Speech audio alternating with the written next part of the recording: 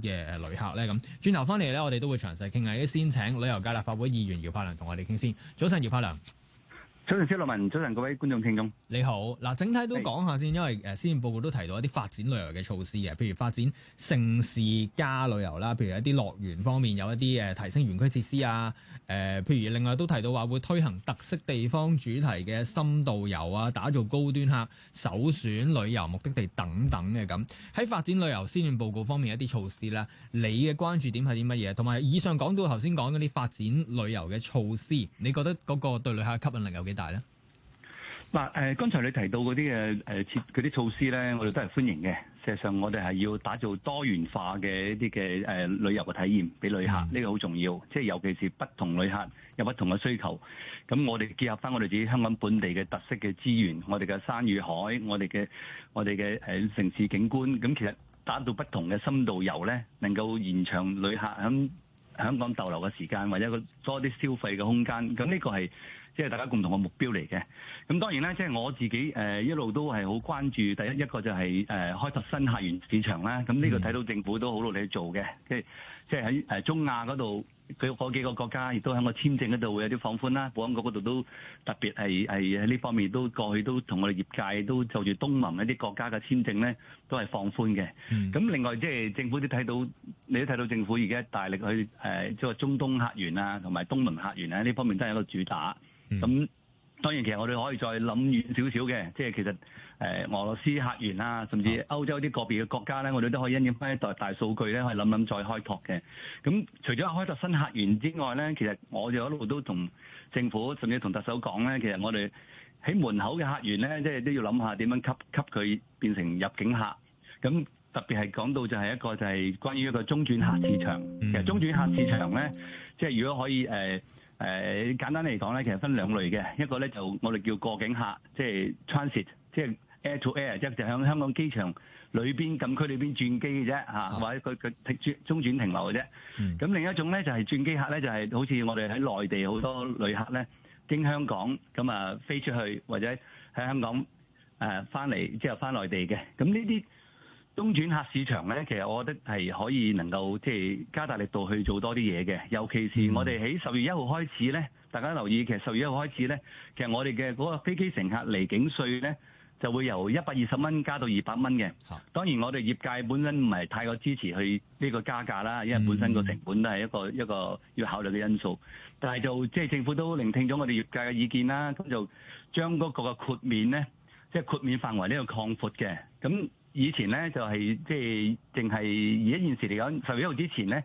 就係24小時內轉機咧就可以有個豁免嘅嚇。而家擴闊到48小時。咁我唔記得其實而家我哋其實香港好多航空公司都好啦，或者我哋整體香港機場都好啦，即係嗰個中轉客嗰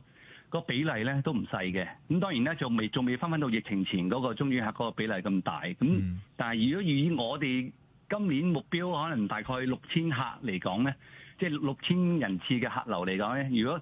即係你有2成幾嘅中轉客嘅話咧，都講緊起碼有15萬啦，係咪？咁嗰15萬嘅中轉客，如果我哋可以能夠推出一啲措施，例如揾我哋啲周邊嘅旅遊景點啊、酒店啊、航空公司啊，同埋我哋旅行代理商啊，呢啲交通啊，可以能夠推出一啲聯乘嘅產品，可以能夠有優惠，甚至有啲係可能獎賞，咁其實可以能夠令到呢啲中轉客咧，佢有半日嘅可以出嚟半日一個半天遊，有一日嘅可以有一個1天遊，甚至可以喺香港過一晚夜第日先飛。而家內地旅客其實經香港飛咧，佢持機票嘅話咧，其實本身係已經有一個7日嘅過境免簽嘅。咁所以呢個係一個可以話可以可行嘅，同埋咧即係有呢個潛力可以能夠加大力度去吸呢啲客可以喺香港留港消費咯。其實所謂而家吸一啲轉機客咧，有冇嘅咧，或者有幾多咧？頭先你話啲聯乘產品咁，具體要即係點樣做咧？舉個例，譬如有幾個鐘，同你係有24小時，或者有2日已經好唔同㗎啦嘛。嗰啲產品可以係點樣咧？要有啲咩特點先可以吸引佢哋？可能真係一個本身諗住轉機嘅，但係都可能喺香港變成過夜客留多一日啦。咁點樣可以做到咧？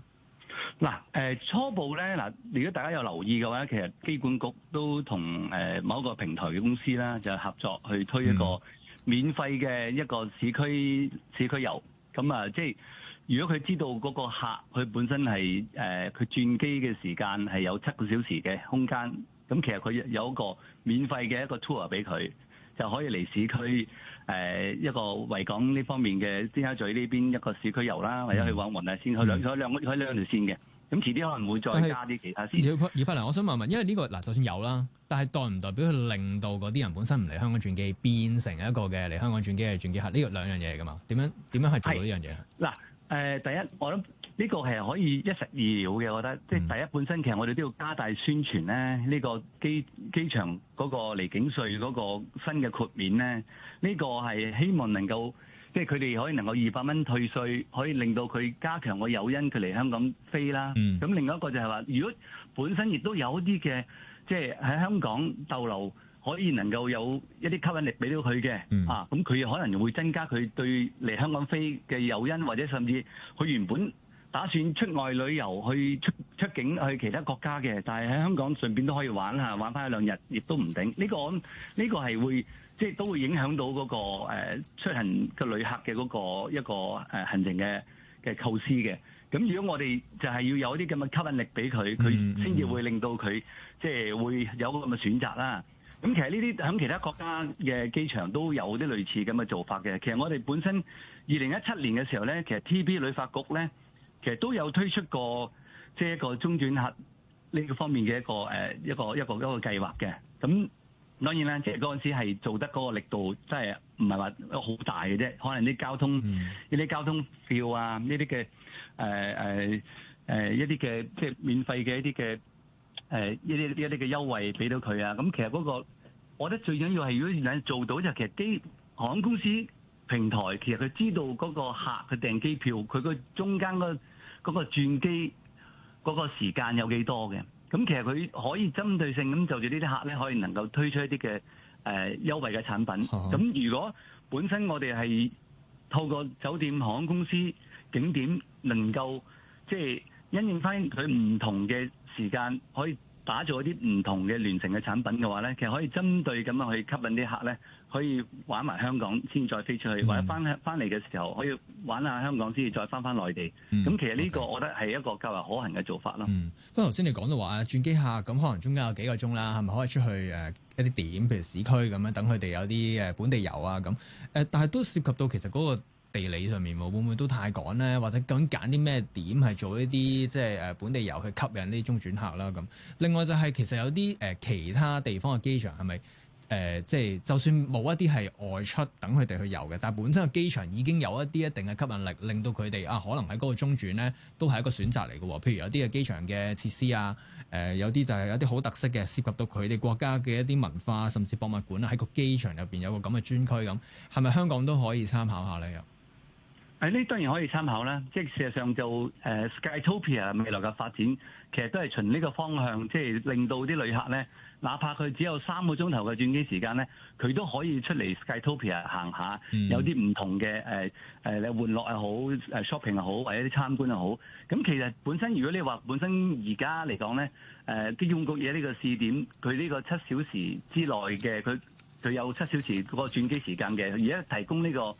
團俾佢去有個市區遊咧，都幾受歡迎嘅，個效果都唔錯嘅。咁所以我覺得係我哋如果掌握多啲大數據，可以能夠針對性咁去推出一啲嘅聯乘產品，去吸呢啲客咧，我覺得係能夠有一定嘅成效咯。OK， 好啊，唔該晒姚柏良，多謝你。姚柏良同你傾到呢度先。姚柏良呢就係旅遊界立法會議員啦。頭先講到咧話機管局啊，其實機場喺今個月初就推出咗一個免費中轉遊服務啦，同一啲旅行社合作嘅，有2條嘅旅遊路線俾啲轉機客去體驗啦。咁啊，包括就係去黃大仙祠啦、深水埗北河街啦，或者係去西九文化區啊、尖沙咀星光大道等等啊。你自己點睇？譬如對吸引中轉客方面，係咪都要再做多啲咧？頭先講到呢一類嘅即係俾轉機客嘅即係本地遊啦，又如何咧？1872311，另外 WhatsApp 專線係689110002，休息一陣先。